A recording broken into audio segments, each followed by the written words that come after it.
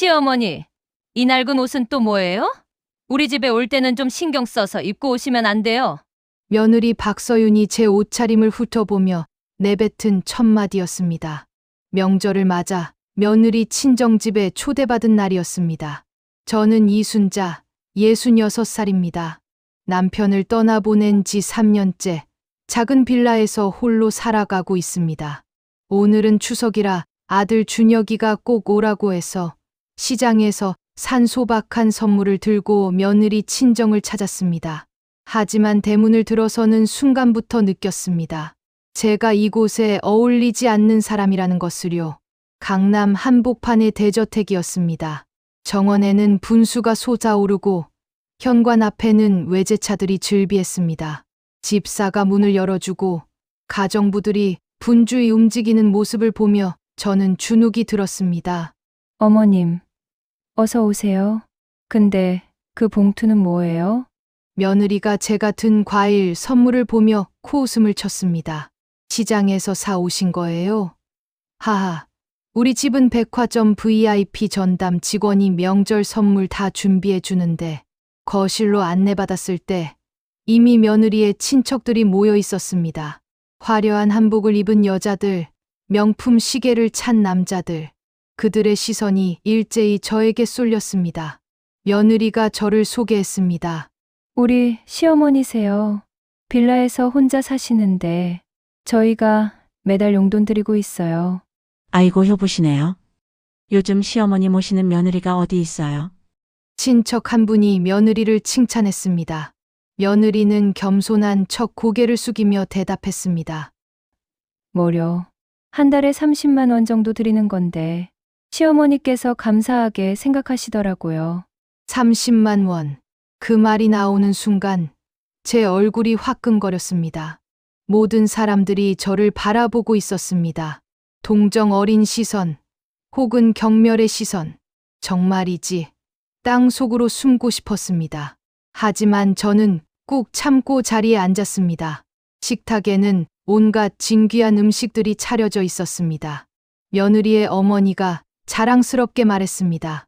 이번 명절 상차림에만 3천만 원 들었어요. 전부 특급 호텔 주방장이 직접 요리한 거랍니다. 역시 박 회장님 댁은 다르네요. 사람들이 감탄했습니다. 그때 며느리가 제게 물었습니다. 시어머니, 명절에 뭐 준비하셨어요? 차례상은 차리셨고요. 저는 작은 목소리로 대답했습니다. 아니, 혼자 사는데 뭘 차려. 그냥 죽 끓여 먹었어. 어머, 죽이요? 명절에 죽으려? 며느리가 과장되게 놀라는 척했습니다. 그러자 주변 사람들이 웅성거렸습니다. 그때였습니다. 제 손주 지우가 며느리 옆에 앉아 말했습니다. 엄마, 할머니는 왜 이렇게 가난해? 친구들한테 할머니 이야기하기 부끄러워. 7살 아이의 입에서 나온 말이었습니다. 가슴이 무너져 내렸습니다. 어릴 적 제 무릎에 앉아 할미, 사랑해라고. 말하던 그 아이가 이제는 저를 부끄러워한다니. 며느리는 아이를 나무라는 척하면서도 입가에는 미소가 번졌습니다. 지우야, 그런 말 하는 거 아니야. 할머니도 들으시잖아. 근데 사실이잖아. 할머니는 명품 가방도 없고, 차도 없고. 더 이상 참을 수가 없었습니다. 저는 자리에서 일어났습니다. 화장실 좀 다녀올게요. 복도를 지나 화장실로 향하는데 며느리와 그녀의 어머니가 나누는 대화가 들려왔습니다. 엄마, 저 시어머니 때문에 스트레스 받아 죽겠어. 맨날 돈 달라고 하고. 며느리의 목소리였습니다. 그래도 참아야지. 준혁이 체면도 있고. 근데 한 달에 30만 원이면 충분하지 않아? 더 달라고 해. 병원비가 어쩌고 저쩌고. 에이, 요양원에나 보내버릴까봐. 두 사람이 낄낄거리며 웃었습니다. 화장실 거울 앞에 선 저는 제 얼굴을 오래도록 바라봤습니다. 주름진 얼굴, 백발, 초라한 옷차림. 내가 정말 이렇게 무시받아야 하는 사람인가. 눈물이 흘러내렸습니다. 하지만 울면 안 됐습니다. 그들 앞에서 약한 모습을 보이면 더 무시당할 테니까요. 집으로 돌아오는 길, 아들 준혁이 차 안에서 말했습니다.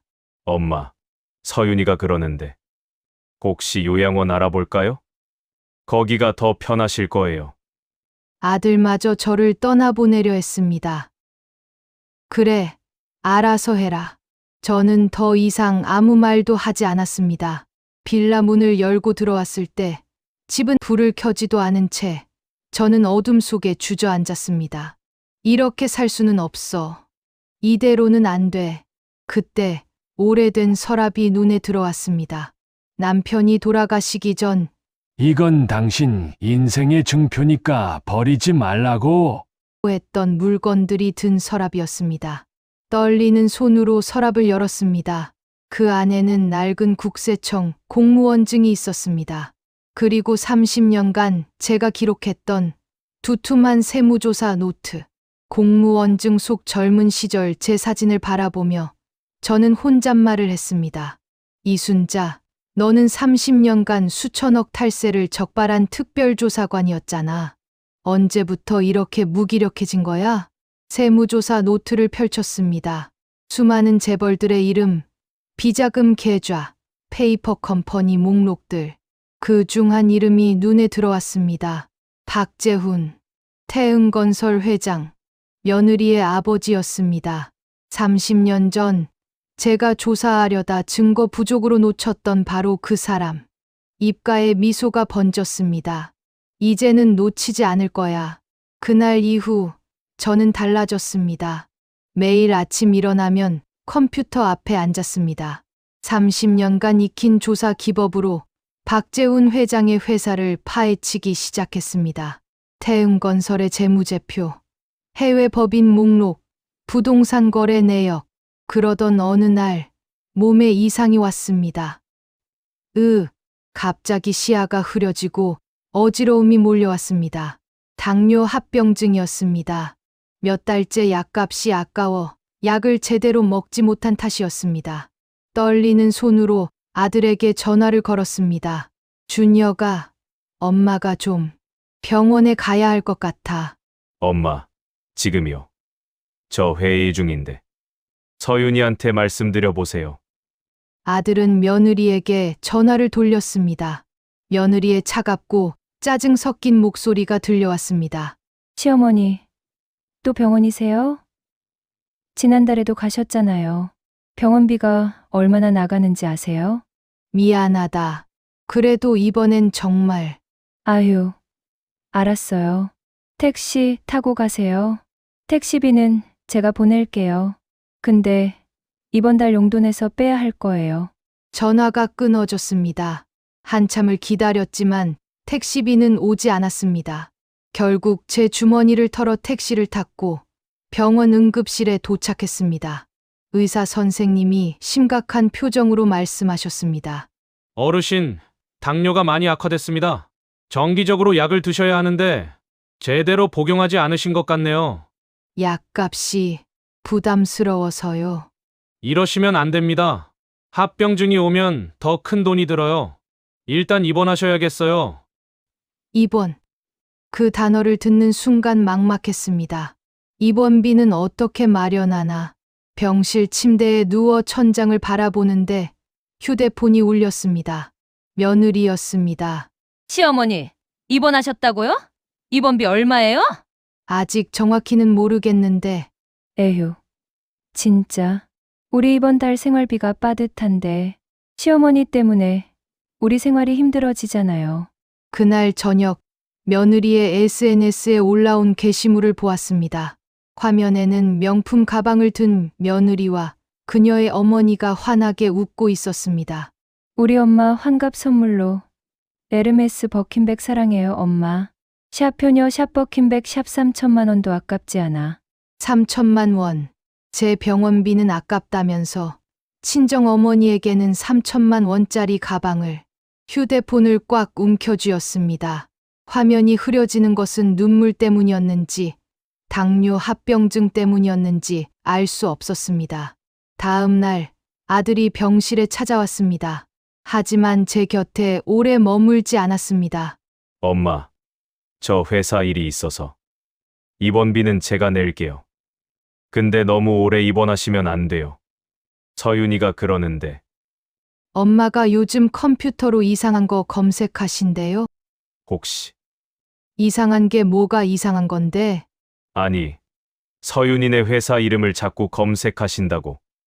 혹시 엄마 돈 빌려달라고 하시려는 건 아니시죠? 아들의 눈빛에는 의심이 가득했습니다. 내 아들이 나를 이렇게까지 의심하는구나. 가슴이 찢어지는 것 같았습니다. 아니다. 그냥 심심해서 인터넷 구경한 거야. 아들이 나간 후 저는 이불을 머리까지 뒤집어 쓰고 소리 없이 울었습니다. 이제는 정말 참지 않겠어. 병실 침대에서 저는 휴대폰으로 다시 조사를 시작했습니다. 박재훈 회장의 해외 계좌, 페이퍼 컴퍼니, 차명 재산. 30년 전보다 그의 탈세 규모는 훨씬 더 커져 있었습니다. 이 정도면 수천억은 되겠군. 퇴원하는 날 며느리가 운전기사를 보내 저를 데리러 왔습니다. 본인이 오지 않고 기사만 보낸 것입니다. 차 안에서 기사 아저씨가 조심스럽게 말했습니다. 어르신, 제가 사모님 댁에서 오래 일했는데요. 사모님이 어르신께 너무하시는 것 같아요. 고맙습니다. 참, 어제 사모님 친정회장님 댁에 갔었는데 국세청에서 예전에 조사 나왔던 얘기를 하시더라고요. 그때 아슬아슬하게 넘어갔다고. 제 귀가 번쩍 뜨였습니다. 그게 언제 일인가요? 한 30년 전이라고 하시던데요. 바로 제가 담당했던 그 조사였습니다. 이번에는 놓치지 않아 집에 도착해 다시 세무조사 노트를 펼쳤습니다. 30년 전 미처 확보하지 못했던 증거들. 이제는 시간이 지나 더 많은 흔적이 남아있을 것입니다. 밤새 노트북 화면을 들여다보며 저는 혼잣말을 했습니다. 박재훈, 내가 내 며느리의 아버지인 건 불행이지만 탈세범인 건 변함없어. 이번에는 끝까지 파헤칠 거야. 손가락이 키보드 위를 쉴 새 없이 움직였습니다. 퇴원 후 저는 본격적으로 움직이기 시작했습니다. 30년간 국세청에서 익힌 모든 기술을 동원했습니다. 태흥건설의 공시자료, 법인등기부, 건축인허가 내역, 하나하나 파헤쳤습니다. 역시 박재훈 회장의 회사는 겉으로는 깨끗해 보였지만 속을 들여다보니 온통 부패로 가득했습니다. 해외 페이퍼 컴퍼니만 해도 10개가 넘었고 차명 계좌로 빼돌린 돈은 수천억 원에 달했습니다. 정치인 뇌물, 공무원 로비, 불법 하도급. 이 정도면 구속도 가능해. 하지만 혼자서는 한계가 있었습니다. 국세청의 공식 조사가 필요했습니다. 저는 오래된 수첩을 꺼냈습니다. 30년 전 함께 일했던 동료들의 연락처가 빼곡히 적혀 있었습니다. 그 중 한 사람, 김태수. 당시 신입 조사관이었던 그는 제가 많이 도와줬던 후배였습니다. 지금은 국세청 조사국장이 되었다는 소식을 들었습니다. 떨리는 손으로 전화를 걸었습니다. 여보세요, 혹시 김태수 국장님이신가요? 네, 그런데 누구시죠? 저 이순자입니다. 혹시 기억하시나요? 잠시 침묵이 흘렀습니다. 그러다 놀란 목소리가 들려왔습니다. 이순자 선배님! 세상에 선배님! 정말 오랜만입니다. 맞아요. 저예요. 태수 씨. 혹시 시간 되면 만날 수 있을까요? 당연하죠. 선배님이 연락 주시다니? 언제 어디서 뵐까요? 우리는 조용한 카페에서 만났습니다. 김태수는 예전보다 훨씬 의젓해져 있었지만 저를 보는 눈빛만큼은 30년 전 그 신입 조사관과 똑같이 반짝였습니다. 선배님, 그간 어떻게 지내셨어요? 명예퇴직하신 후 연락이 완전히 끊겨서. 남편이 아파서 간병하느라 바빴어요. 그러다 보니 모두와 연락이 끊겼네요. 그러셨군요. 그런데 오늘 연락 주신 건 혹시? 저는 조심스럽게 말을 꺼냈습니다. 태수 씨, 사실은 도움이 필요해서요. 탈세 사건 하나를 조사해 주셨으면 해서요. 탈세 사건이요? 선배님께서 직접? 제 며느리의 친정이에요. 태흥건설 박재훈 회장. 김태수의 표정이 굳어졌습니다. 박재훈, 그 사람 말씀이신가요? 선배님, 그건 알아요. 정치권 연줄도 많고 함부로 건드리기 어려운 사람이라는 거. 하지만 증거가 있어요. 저는 가방에서 두툼한 노트를 꺼내 펼쳤습니다. 30년 전 제가 조사했던 기록이에요. 그때는 증거가 부족해서 넘어갔지만 지금은 다릅니다. 그동안 더 많은 비리를 저질렀고 흔적도 많이 남았어요. 김태수가 노트를 넘겨보더니 눈빛이 달라졌습니다. 선배님, 이건 정말 제가 3개월간 추가로 조사한 자료도 있어요. 해외 계좌, 페이퍼 컴퍼니, 차명 재산 목록, 전부 여기 있습니다. 저는 USB를 건넸습니다. 김태수는 한참 동안 자료를 들여다보더니 고개를 들었습니다. 선배님, 이 정도면 충분히 조사 개시할 수 있습니다. 아니, 해야 합니다. 정말인가요? 네. 근데 선배님, 이거 며느리 친정이라고 하셨죠? 괜찮으시겠어요? 가족 관계가 상관없어요. 저는 단호하게 말했습니다. 법 앞에 가족도 남도 없어요. 그건 태수 씨도 잘 알잖아요. 김태수가 씁쓸하게 웃었습니다. 역시 이순자 선배님답습니다. 알겠습니다. 제가 특별조사팀을 꾸려서 움직이겠습니다. 하지만 집으로 돌아오는 길, 불안한 예감이 들었습니다. 며느리가 제 뒤를 캐고 있는 것 같았습니다. 그리고 그 예감은 적중했습니다. 다음 날, 며느리가 갑자기 저를 찾아왔습니다. 얼굴에는 차가운 미소가 걸려 있었습니다. 어머니, 요즘 건강은 어떠세요? 괜찮아. 그런데 말이에요, 어머니. 제가 궁금한 게 있어서요. 며느리가 소파에 앉으며 다리를 꼬았습니다. 요즘 컴퓨터로 뭘 그렇게 열심히 하세요? 우리 아버지 회사 이름을 자꾸 검색하신다던데. 그냥 뉴스 보다가 뉴스요? 하하, 재밌네요. 어머니가 우리 아버지 회사에 관심이 있으시다니. 며느리가 일어나더니 제 눈을 똑바로 쳐다봤습니다. 혹시 어머니, 돈이 더 필요하세요? 그래서 우리한테 뭘 요구하시려는 건가요? 아니야. 그런 거 아니야. 그럼 뭐예요? 왜 우리 집안 뒤를 캐세요? 며느리의 목소리가 날카로워졌습니다. 어머니, 경고하는데요. 쓸데없는 짓 하지 마세요. 어머니, 나이 무슨 짓을 하시겠어요? 요양원에나 조용히 가 계시는 게 나아요. 문을 쾅 닫고 나가는 며느리의 뒷모습을 보며 저는 혼잣말을 했습니다. 너희들이 절대 몰라. 내가 누군지. 그날 밤 며느리가 남편에게 전화하는 소리가 들렸습니다. 며느리가 전화를 끊지 않은 채 두고 간 것입니다. 여보, 시어머니 정신 상태가 이상한 것 같아. 자꾸 우리 아버지 회사 검색하고 그래. 치매 아닐까? 맞아. 나도 그 생각했어. 정신과 의사 아는 사람 있잖아. 그 사람한테 진단서 하나 받아 놓자. 나중에 요양원 보낼 때 필요할 거야. 저는 온몸에 소름이 돋았습니다. 그들은 저를 정신병자로 만들려 하고 있었습니다. 서둘러야 해. 저는 김태수에게 다시 전화를 걸었습니다. 태수 씨, 조사 일정을 앞당길 수 있을까요? 시간이 없어요. 김태수가 직접 저를 찾아왔습니다. 선배님, 제가 팀을 꾸렸습니다. 베테랑 조사관 5명으로 구성된 특별팀이에요. 고마워요, 태수 씨. 그런데 선배님, 한 가지 문제가 있습니다. 김태수의 표정이 심각해졌습니다. 박재훈 회장이 정치권과 깊이 연결되어 있어서 위에서 조사에 제동을 걸 가능성이 큽니다. 실제로 국장님께 압력 전화가 이미 몇 통 왔어요. 그럼 하지만 포기하지 않을 겁니다. 선배님이 모은 증거가 워낙 확실해서 이걸 무시하면 오히려 국세청이 욕먹을 상황이에요.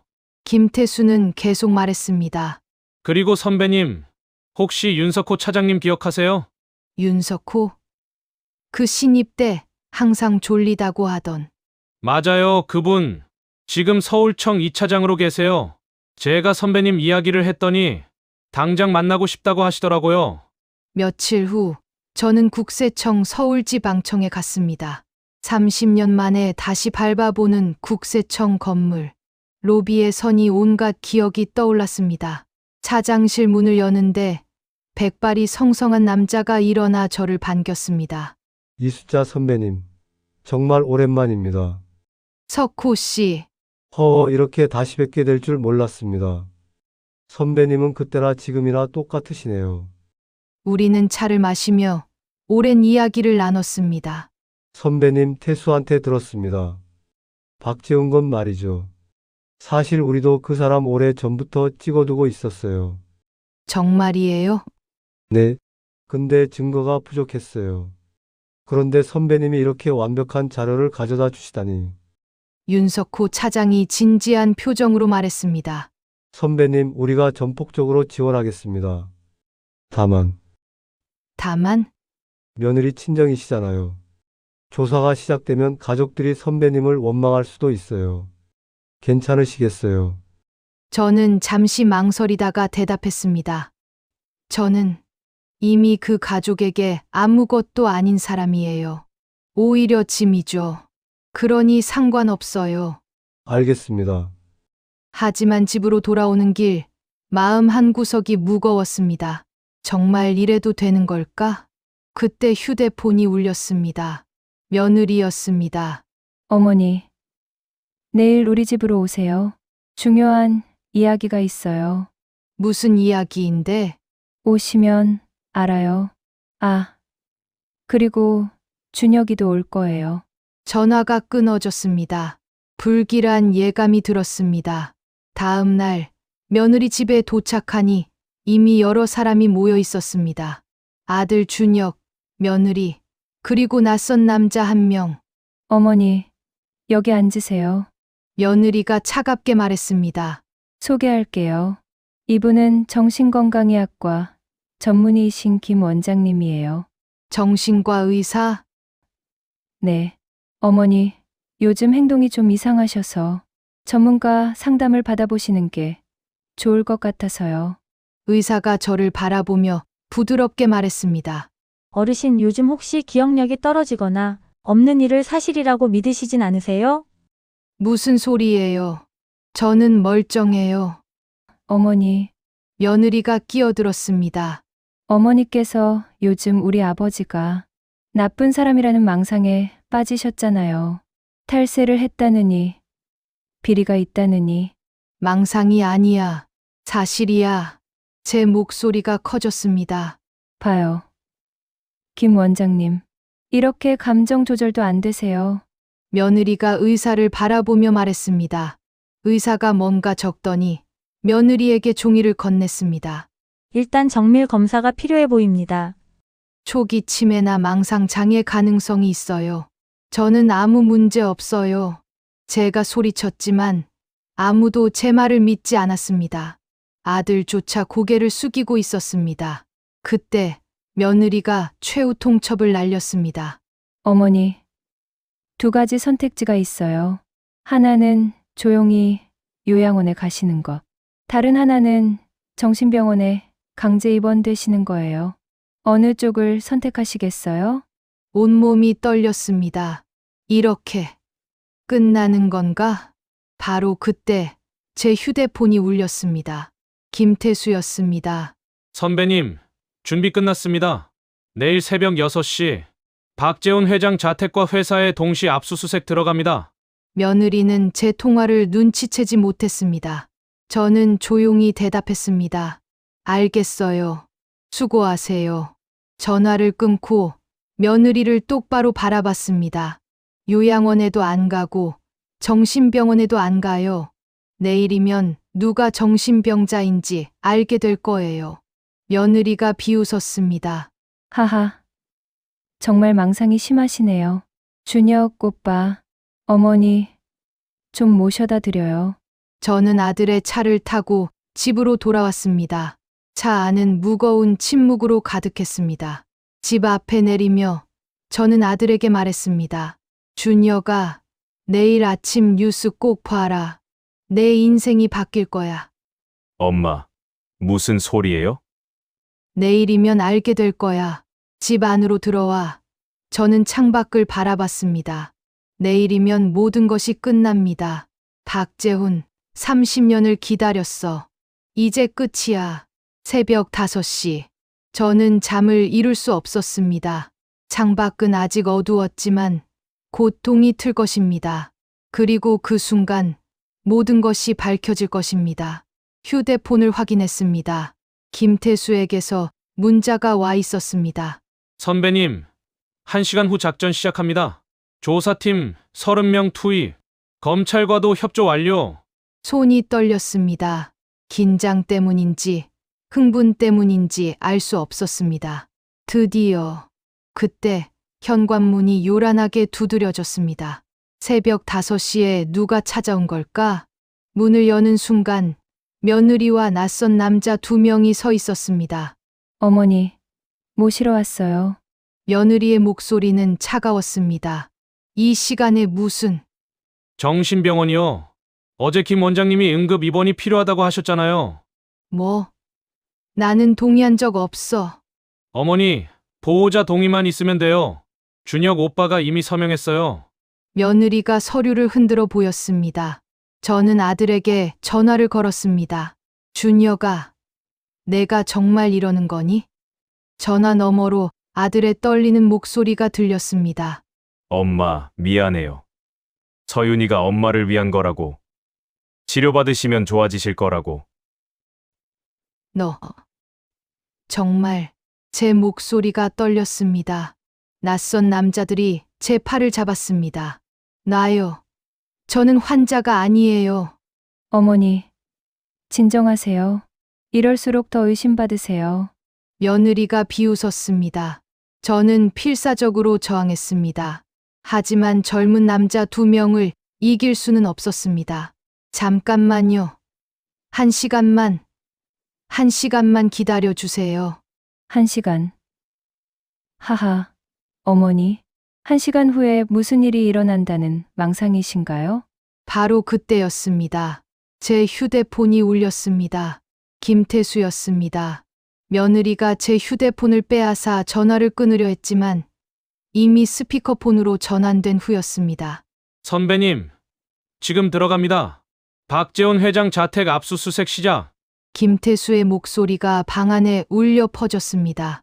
며느리의 얼굴이 창백해졌습니다. 뭐라고? 그녀가 재빨리 자신의 휴대폰을 꺼냈습니다. 그리고 아버지에게 전화를 걸었습니다. 아빠, 지금 어디세요? 국세청이 왜? 전화 너머로 혼란스러운 소리가 들렸습니다. 서윤아, 지금 난리 났어. 국세청 조사관들이 30명이나 몰려와서. 며느리의 손에서 휴대폰이 떨어졌습니다. 저는 그녀를 똑바로 바라보며 말했습니다. 내가 말했잖아요. 내일이면 알게 될 거라고. 지금이 바로 그 내일이에요. 며느리가 비틀거리며 소파에 주저앉았습니다. 어떡해? 시어머니가 어떡해? 내가 누군지 알아요? 나는 30년간 국세청 특별조사관으로 일했어요. 당신 아버지 같은 탈세범들을 잡는 게 내 일이었죠. 며느리의 눈이 커졌습니다. 거짓말. 거짓말? 1시간 후면 뉴스에 다 나올 거예요. 박재훈 회장 긴급 체포, 수천억 대 탈세 혐의. 저는 차분하게 말을 이어갔습니다. 당신이 나를 가난하다고, 무능하다고, 정신병자라고 무시했지만 실은 내가 당신 아버지를 30년간 지켜봐 왔어요. 모든 비리를 다 알고 있었죠. 며느리가 떨리는 목소리로 물었습니다. 왜 이러시는 거예요? 우리가 가족인데. 가족? 저는 비웃었습니다. 나를 거지 취급하고 병원비도 아까워하고 정신병원에 넣으려 했던 게 가족이 하는 짓이에요. 며느리는 아무 말도 하지 못했습니다. 그때 제 휴대폰이 다시 울렸습니다. 이번에는 뉴스 속보 알림이었습니다. 속보 박재훈 태흥건설 회장, 수천억 대 탈세 혐의로 긴급 체포. 며느리가 뉴스를 보더니 그 자리에서 기절하듯 쓰러졌습니다. 낯선 남자들은 당황한 표정으로 물러났습니다. 저는 조용히 현관문을 닫았습니다. 이제 시작이야. 사흘 후 며느리에게서 전화가 왔습니다. 어머니, 우리 집으로 와 주실 수 있으세요? 목소리에 힘이 없었습니다. 왜? 아버지가 어머니를 만나고 싶다고 하세요. 박재훈 회장이 저를? 의아했지만 저는 며느리 집으로 갔습니다. 거실에는 박재훈 회장이 앉아 있었습니다. 하지만 예전의 위압적인 모습은 온데간데 없고 초췌한 모습이었습니다. 보석으로 풀려났지만 곧 재판이 시작될 예정이었습니다. 이순자 여사시군요. 박재훈이 저를 올려다봤습니다. 네, 여사님이 국세청에 제보하신 거죠? 그렇습니다. 박재훈이 헛웃음을 지었습니다. 내 사돈이 국세청 조사관 출신이었을 줄이야. 30년 전에도 여사님이 저를 조사하셨다고 들었습니다. 맞습니다. 그때는 증거가 부족해서 놓쳤죠. 하지만 이번에는 달라요. 여사님, 박재훈이 갑자기 무릎을 꿇었습니다. 제발 용서해 주십시오. 제가 잘못했습니다. 조사를 취소해 주실 수 없겠습니까? 불가능합니다. 이미 검찰에 넘어갔어요. 돈을 드리겠습니다. 얼마든지. 저는 평생 뇌물 한 푼 받지 않고 살았어요. 지금 와서 받을 것 같아요? 박재훈의 얼굴이 일그러졌습니다. 이 할망구가 갑자기 그의 태도가 돌변했습니다. 감히 어디서? 내가 뭔데? 우리 가문을 망치려고 들어? 며느리도 옆에서 소리쳤습니다. 어머니, 이게 다 어머니 때문이에요. 우리 가족이 다 망했어요. 당신이 우리를 파멸시켰어. 이 나쁜 년. 며느리가 제게 달려들어 머리채를 잡아당겼습니다. 나요! 내가 왜 놔? 당신 때문에 우리 아버지가 감옥 가게 생겼어. 그때 아들, 준혁이 뛰어들어왔습니다. 서윤아, 그만해. 비켜요. 이 시어머니가 우리 집안을 망쳤다고. 아들이 며느리를 떼어냈습니다. 며느리는 바닥에 주저앉아 울부짖었습니다. 흑흑, 다 끝났어. 우리 집안이 다 망했어. 박재훈도 무너진 듯 소파에 쓰러져 앉았습니다. 저는 흐트러진 머리를 정리하며 차분하게 말했습니다. 당신들이 저지른 일의 대가를 치르는 것뿐이에요. 법은 부자든 가난한 사람이든 모두에게 평등합니다. 며느리가 눈물 범벅이 된 얼굴로 저를 올려다봤습니다. 어머니는 가족이 중요하지 않으세요? 우리 지우는 어떡하고요? 지우? 저는 손주 이름을 듣고 잠시 가슴이 아렸습니다. 지우는 앞으로 정직하게 사는 법을 배워야죠. 부정한 돈으로 사는 게 아니라. 며느리는 아무 말도 하지 못했습니다. 저는 가방을 들고 일어났습니다. 더 이상 할 말이 없네요. 재판정에서 봅시다. 집을 나서는데 뒤에서 박재훈의 목소리가 들렸습니다. 이순자, 두고 봐라. 내가 가만 안 둘 거야. 하지만 저는 돌아보지 않았습니다. 빈말이라는 걸 알았으니까요. 그에게는 이제 아무런 힘도 남아있지 않았습니다.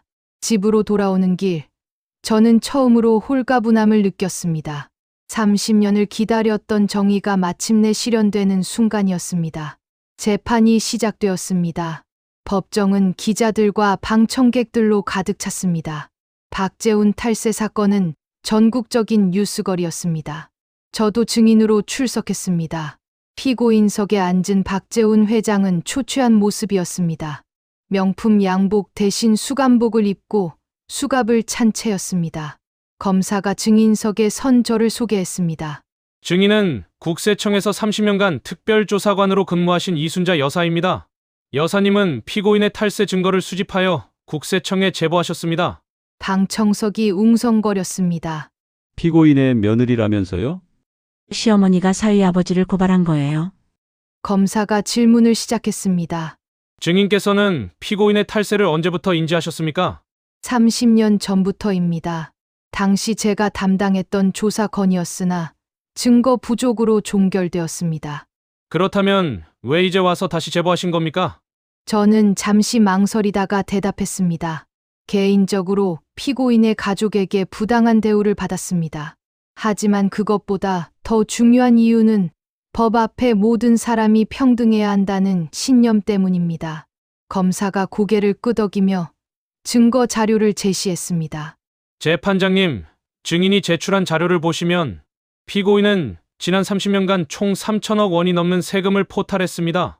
해외 페이퍼 컴퍼니 12개, 차명 계좌 47개를 운영했으며 검사의 설명이 이어지는 동안 박재훈의 얼굴은 점점 창백해졌습니다. 피고인 측 변호사가 반대의 신문을 시도했습니다.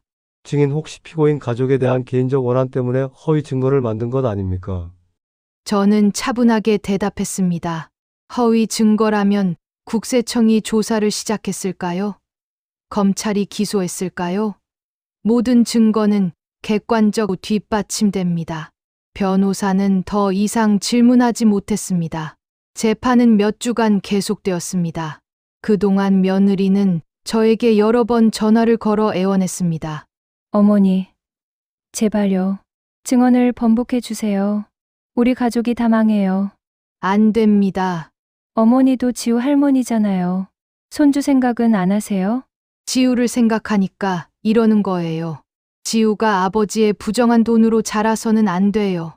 며느리는 결국 이혼 소송을 제기했습니다. 아들 준혁은 아무것도 가지지 못한 채 쫓겨났습니다. 그리고 마침내 선고, 공판날이 왔습니다. 법정은 다시 한번 사람들로 가득 찼습니다. 언론사 카메라들이 법정을 비추었습니다. 재판장이 판결문을 읽기 시작했습니다. 피고인 박재훈은 지난 30년간 조직적이고 지능적인 방법으로 세금 3,247억 원을 포탈했습니다. 이는 대한민국 조세 정의를 심각하게 훼손한 범죄입니다. 따라서 피고인에게 징역 15년을 선고하며 추징금 4,500억 원을 부과합니다. 방청석에서 탄성이 흘러나왔습니다. 박재훈은 그 자리에서 무너져 내렸습니다. 재판이 끝나고 기자들이 저에게 몰려들었습니다. 여사님, 며느리 친정 아버지를 고발하기가 쉽지 않으셨을 텐데요. 법 앞에 가족도 남도 없습니다. 잘못은 반드시 대가를 치러야 합니다. 앞으로 며느리 가족과는 어떻게 지내실 계획이세요? 더 이상 관계를 유지할 생각이 없습니다. 각자의 길을 가야죠. 법원을 나서는데 아들 준혁이 기다리고 있었습니다. 엄마, 아들의 눈은 충혈되어 있었습니다. 엄마, 저 정말 죄송해요. 제가 너무 나약했어요. 엄마를 지키지 못했어요. 이제라도 정신 차렸으면 됐어. 앞으로 어떻게 살아야 할지 모르겠어요. 저는 아들의 어깨에 손을 얹었습니다. 정직하게 살아라. 그게 전부야. 네, 엄마. 이제 저도 당당하게 살겠습니다. 아들이 깊게 고개 숙여 인사했습니다. 저는 아들을 뒤로하고 법원을 나섰습니다. 햇살이 따스하게 내리쬐었습니다. 30년 만에 느껴보는 진정한 승리의 순간이었습니다. 판결 이후 제 삶은 완전히 달라졌습니다. 며느리는 이혼 후 친정으로 돌아갔지만 재산이 모두 추징당한 상태라 예전의 화려함은 사라졌습니다. 박재훈 회장은 교도소에 수감되었고 태흥건설은 파산했습니다. 그들이 쌓아올린 부의 제국은 하루아침에 무너졌습니다. 아들 준혁은 작은 법무법인에 취직했습니다. 더 이상 재벌가의 사위가 아닌 평범한 직장인으로 살아가기 시작했습니다. 가끔 손주 지우를 데리고 저를 찾아왔습니다. 할머니, 미안해요. 예전에 할머니한테 나쁜 말 했던 거. 7살 아이가 눈물을 글썽이며 말했습니다. 괜찮아. 지우야, 넌 몰랐으니까. 할머니가 정말 대단한 분이었는지 이제 알았어요. 아빠가 말해줬어요. 저는 손주를 꼭 안아주었습니다. 지우야, 할머니가 한 가지 가르쳐 줄게. 돈이 많은 게 중요한 게 아니야. 정직하게 사는 게 중요한 거야. 네, 할머니. 저도 할머니처럼 정직한 사람이 될래요. 손주를 보내고 저는 다시 일상으로 돌아왔습니다. 여전히 작은 빌라에서 혼자 살고 있습니다. 하지만 이제는 다릅니다. 며느리에게 받던 30만 원 용돈은 이제 받지 않습니다. 대신 국세청에서 제보자 포상금으로 1억 원을 받았습니다. 탈세 적발에게 일정 비율이 포상금으로 지급되는 제도였습니다.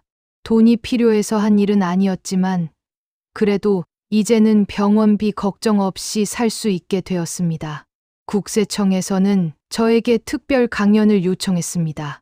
선배님, 후배 조사관들에게 경험담을 들려주실 수 있으세요?